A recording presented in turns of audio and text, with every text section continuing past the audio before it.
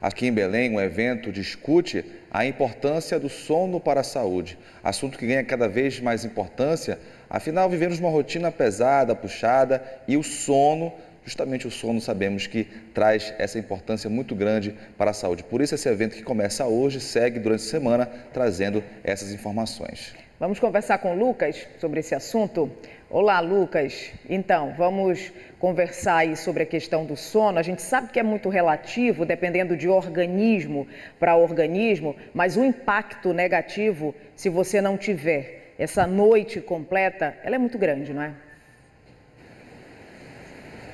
É muito grande, né? Tem gente que precisa dormir, sei lá, 8 a 10 horas para ficar bem durante o dia. Tem pessoas que não, dormem ali 5 horinhas, 4 horinhas e já está tudo certo.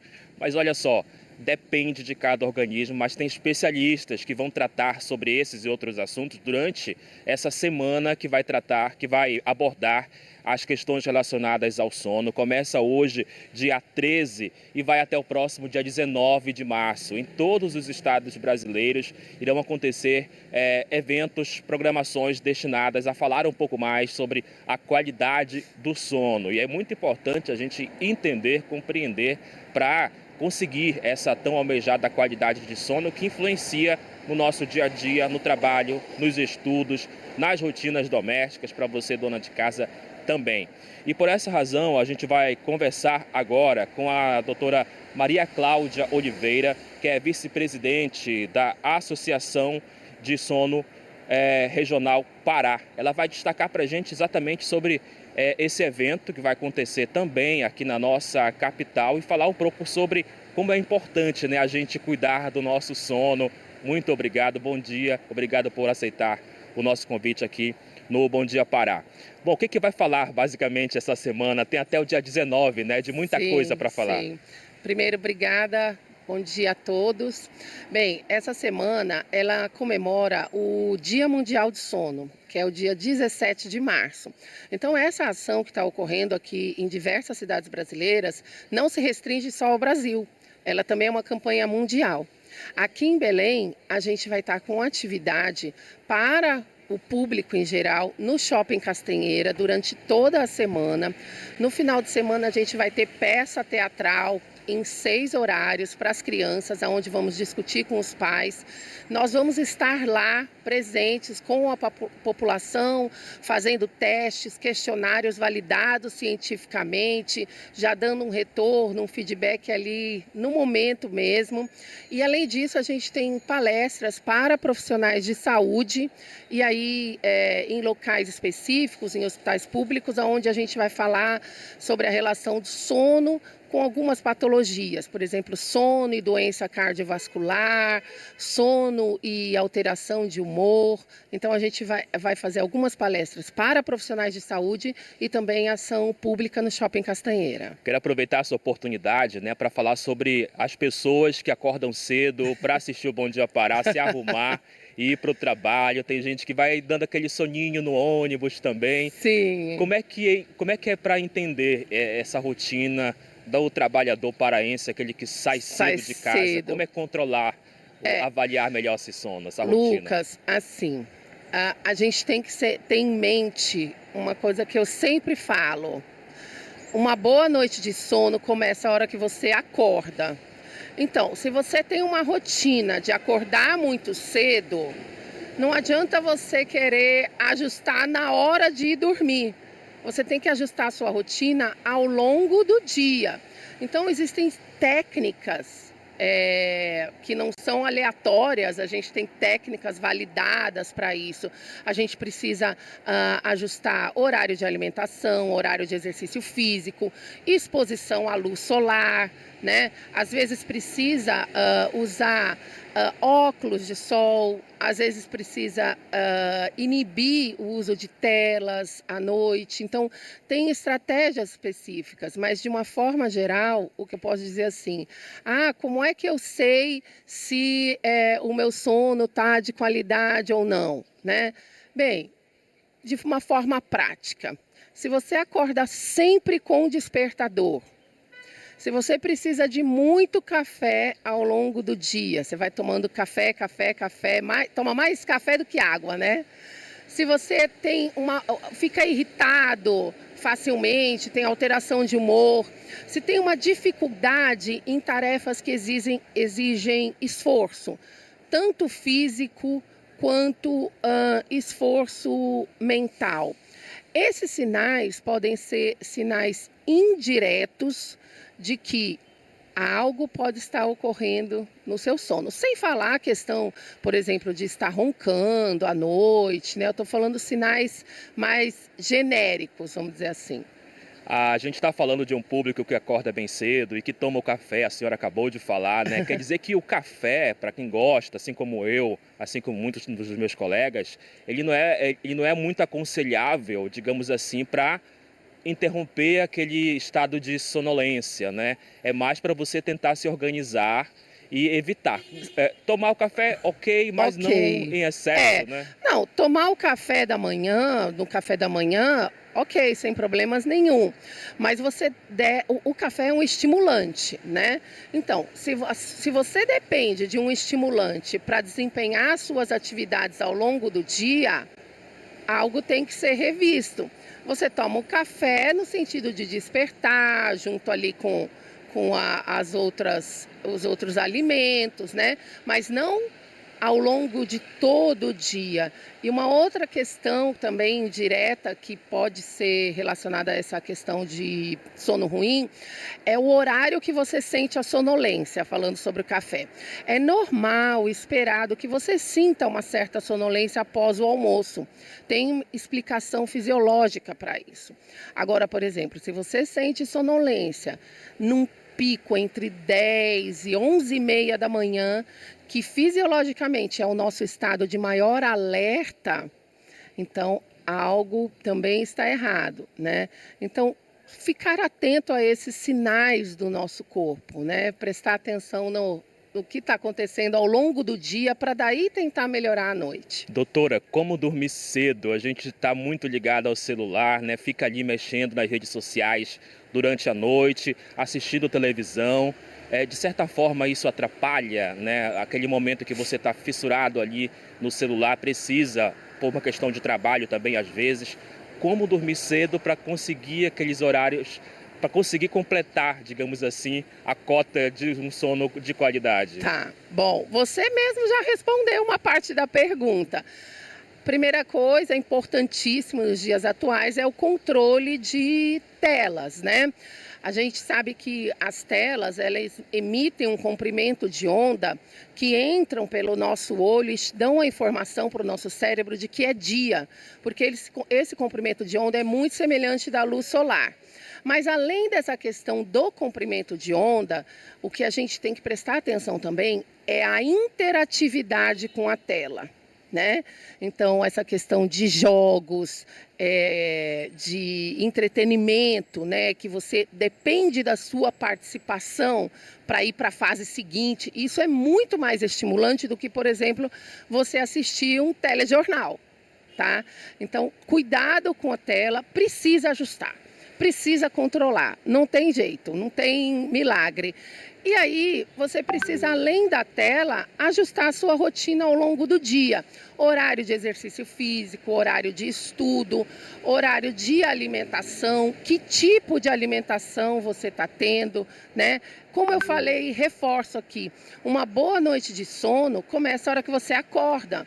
Não adianta você chegar na sua casa, depois de um dia muito atribulado, de você ter tomado um monte de café, ter feito atividade física à noite, estar no celular respondendo mensagem lá interativa e deitar na cama 8h30 da noite e falar, vou dormir. Você não vai dormir, porque a gente não tem botão de on e de off. Tem todo um processo, né, doutora? Tem que facilitar o processo. A gente vai ouvir agora uma pergunta do Márcio, do estúdio. Ele vai fazer a pergunta e eu repasso para você.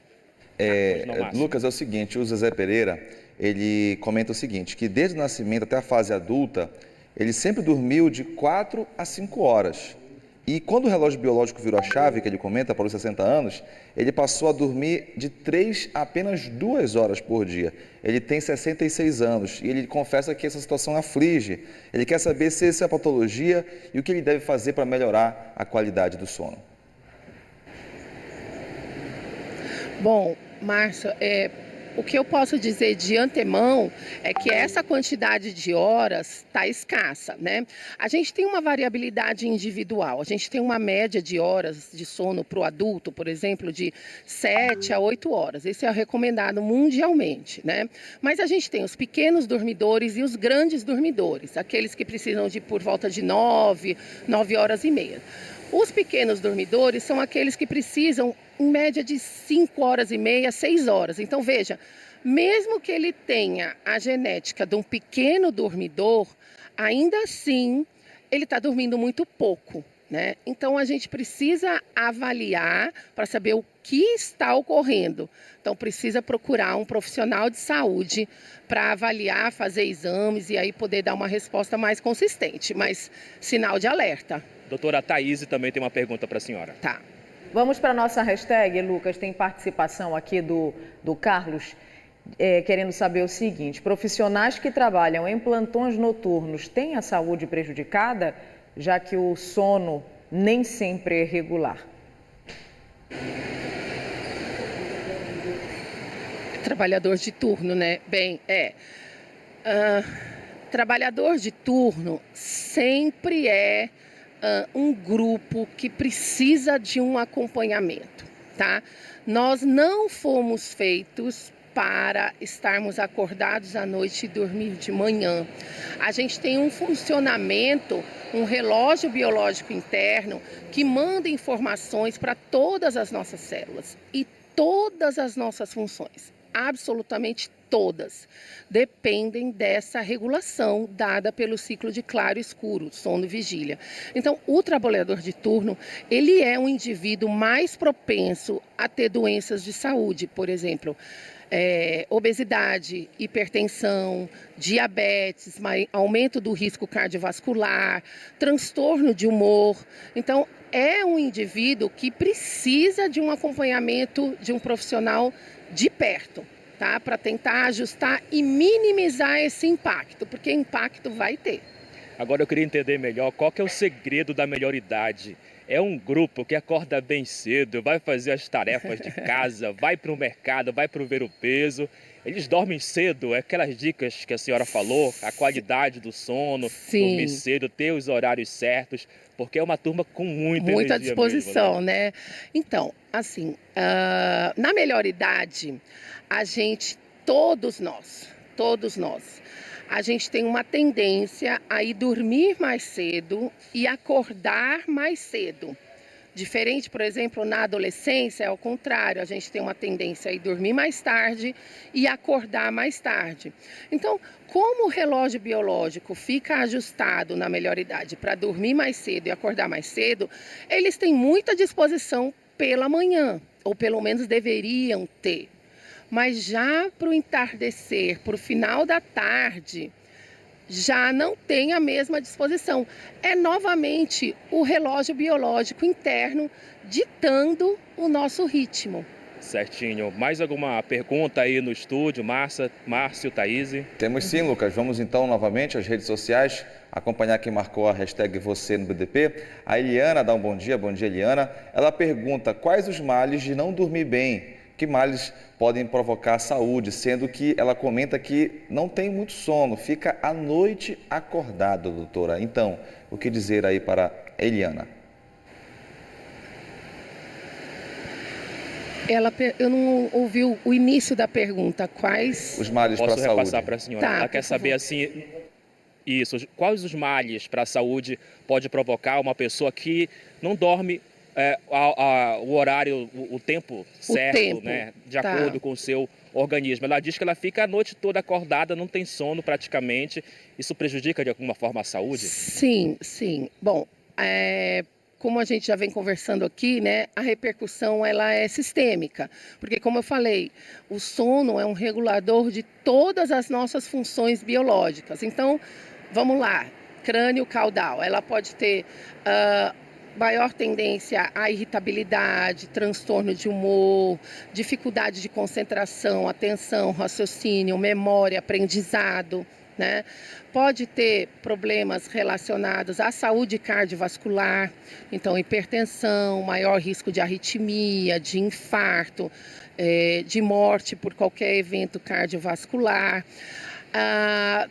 Na mulher tem relação também com maior tendência à infertilidade, à disfunção erétil, isso tanto no homem quanto na mulher. Alterações metabólicas, então maior risco para diabetes mellitus, alteração de colesterol, de células inflamatórias. Então, assim, a repercussão, ela é sistêmica mesmo, né? Claro que para algumas pessoas vai apresentar mais um do que outro, mas todas essas alterações que eu falei aqui, todas essas e mais outras aqui, que a gente poderia ficar falando muito tempo, podem ocorrer. Uma outra questão também, que tem estudos mostrando que essa questão do sono, ela também reduz a sua sobrevida. Por exemplo, a apneia do sono, ela reduz a sua sobrevida em 10 anos. Então, tem também essa coisa da redução da sua sobrevida também. Ninguém quer isso, né? 10 anos são 10 anos, São né? 10 anos, com certeza. A gente volta no estúdio que tem mais perguntas para a senhora. Obrigada. Agora, fiquei aqui imaginando, hein, Lucas, essa sobrevida aí de 10 anos. Se um dia já faz falta, imagina você ter menos 10 anos de vida. Isso é preocupante demais. Vamos aqui a uma participação, a mais uma, né, participação do telespectador. O Vitor dizendo, como é que fica a questão para quem dorme após o almoço? Acredito que ele esteja se referindo a você não ter aquele sono tão forte quando a noite vai se aproximando. E aí eu já aproveito, doutora, para fazer também uma pergunta com relação a esse sono da noite. Muito se fala hoje em dia sobre a higiene do sono. Será que tem relação com essa pergunta do Vitor? Tá, bom. O Vitor, então, perguntou sobre a siesta, né? O soninho pós-prandial. Se ele ocorrer em média de 30, 40 minutos, ok. Mais que isso, já pode prejudicar o seu sono noturno e já pode ser sinal também de que a qualidade ou a quantidade de horas do seu sono da noite anterior não foi suficiente. Você está tentando compensar com essa soneca, mas a gente não compensa, a gente não tem banco de sono. O que perdeu, perdeu. Ele não fica lá para você resgatar, né? Então, essa soneca depois do almoço, ela é muito bem-vinda. Ela melhora a atenção, concentração, humor, melhora o controle glicêmico, né, do açúcar, melhora o controle dos níveis pressóricos, ela é muito bem-vinda.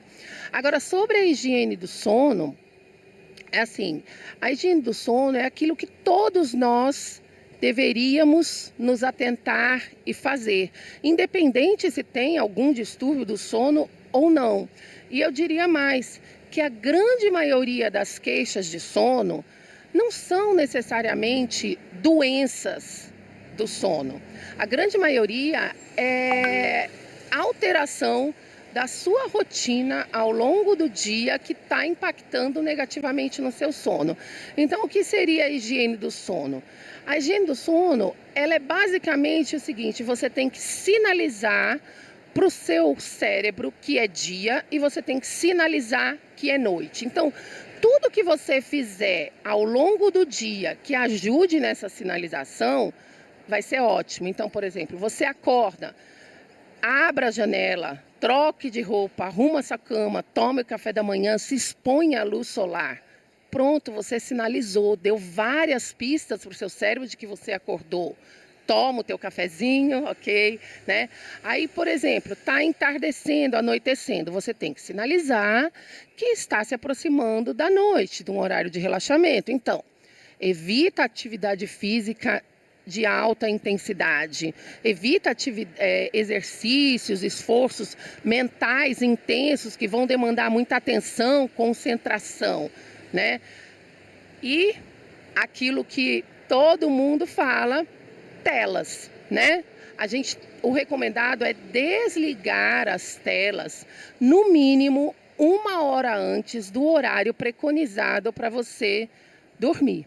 Dica importantíssima aí. Muito obrigado, viu, doutora Maria Cláudia Oliveira, vice-presidente da Associação de Sono Regional Pará. Muito obrigado. Tem muita programação de 13 até o próximo dia 19 em todo o Brasil. E a gente torce para que você possa aí se organizar em relação ao sono, porque a semana está só começando. Tem muita coisa para acontecer e você precisa estar muito bem. Volto com vocês aí no estúdio. Tem muito sono para regular, né, Lucas? É importante. Agradeço a doutora, viu, pelas informações aí importantes. Boa semana.